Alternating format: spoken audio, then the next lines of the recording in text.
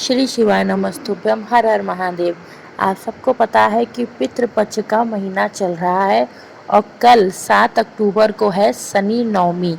तो शनि नवमी के लिए गुरु जी ने जो कोटा में उनकी कथा चल रही है, पितृपक्ष की कथा चल रही है, उसमें बहुत ही अच्छा उपाय बताया है, 7, 9 और 11 वाला उपाय।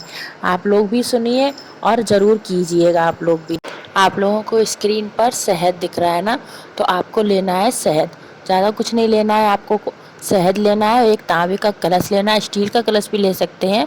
तो जो भी आपको बर्तन लेना है वो बर्तन ले लेना है और उसके बाद उसमें पहले जल भर लीजिए अपने घर से और उसके बाद उसमें 1 चम्मच शहद डाल लीजिए और पहुंच जाइए भोले बाबा के मंदिर में। अब आपको ये बता दूं कि ये जो शहद वाला जल है, ये जो उपाय है, ये हम लोगों को क्या बेनिफिट दे रहा है। पहले तो आप लोगों के घर में किसी के में कलेश बहुत हो रही है तो वो कलेश शांत होगी, आपके घर में शांति रहेगी। और दूसरे, अगर किसी भी भाई बंधु का दुकान, बिजनेस, ठेला, जो भी आप बिजनेस करते हैं वह नहीं चल रहा है तो उसमें भी आपको बेनिफिट्स मिलने लगेंगे। तो यह उपाय इसके लिए है। आप लोगों को पहुंच जाना है भोले बाबा के मंदिर में। फेस रखना है आप लोगों को उत्तर दिशा, मतलब अर्घा की तरफ। अब आप लोग जो अपने साथ में कलश लेकर आए हैं, उस जल को भोले बाबा की शिवलिंग के ऊपर समर्पित करना है, कुंदकेश्वर महादेव के नाम से, है ना। अब आप देखेंगे जो आपने जल समर्पित किया है वह बहकर अशोक सुंदरी माता से होते हुए नीचे गिरेगा और जहाँ से जल नीचे गिर रहा है वहां से आप लोगों को किसी बर्तन में वो जल ले लेना है और पहुंच जाना है अपने घर में। अब घर के बाहर जब आप पहुंचेंगे तब आपका 7, 11 और 13 वाला नियम शुरू होता है। आप लोग जो जल मंदिर से लेकर आए हैं उस लोटे को आपको करना है लेफ्ट हैंड में अपने, और उस लेफ्ट हैंड वाले लोटे से आपको सीधे हाथ में चाहे 7 बार कर लो, चाहे 11 बार कर लो या 13 बार कर लो, जितनी बार आपका मन हो उतनी बार आप लोग कर लीजिए। विषम संख्या में ही कीजिएगा, है ना। तो आपको जैसे एक बार आपने पलटा और जल आपने अपने घर के बाहर छीट दिया कुंदकेश्वर महादेव के नाम से, ठीक है। इसी प्रकार अगर आप लोग 7 बार यह उपाय कर रहे हैं तो आप लोग बार बार हाथ रोककर 7 बार जल लेकर, जल अपने हाथ में लेंगे, जल छीटेंगे, जल हाथ में लेंगे, जल छीटेंगे, जल हाथ में लेंगे, जल छीटेंगे। इस तरह से 7, 11 या 13 बार आपका मन है जितनी बार आपको करना हो करें कुंदकेश्वर महादेव के नाम से। इससे क्या होगा, आपके घर में जो भी निगेटिव एनर्जी होंगी, जो भी क्लेश होंगे, जो भी आपका व्यापार बिजनेस नहीं चल रहा है, तो आप लोग यही सेम उपाय अपनी दुकान के बाहर भी कर सकते हैं, ठीक है।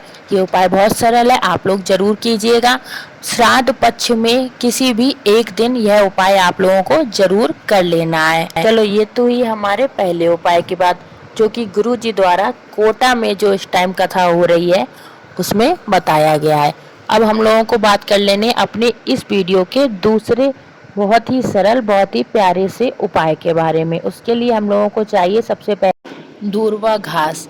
और दूर्वा घास आप लोगों को केवल एक लेनी है, वो भी कैसी, 3 गांठ वाली। जैसे कोई एक दूर्वा आपने तोड़ी तो उसमें 3 गांठ होनी चाहिए। आप पूछोगे कैसी 3 गांठ, तो 3 गांठ इस तरह से होनी चाहिए जिसमें 3 पत्तियां एक इधर एक उधर, एक इधर एक उधर, एक इधर एक उधर करके निकल रही हो, ऐसी एक दूर्वा ले लीजिएगा।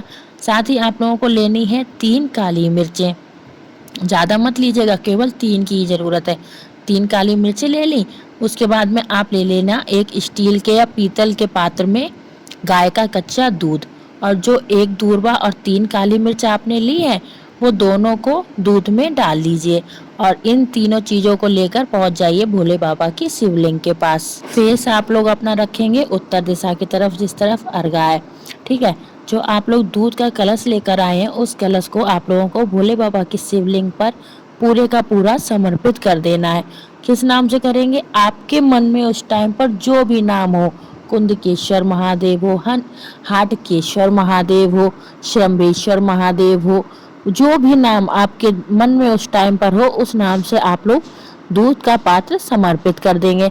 अब ये दूध का पात्र जो आपने समर्पित किया वो बहता बहता नीचे गिरेगा जाकर। अब ये दूध जहाँ पर भी नीचे गिरे वहां पर आप लोगों को हाथ रखकर अपने पितरों का स्मरण करके केवल एक बिंदी अपने मस्तक पर लगा लेनी है।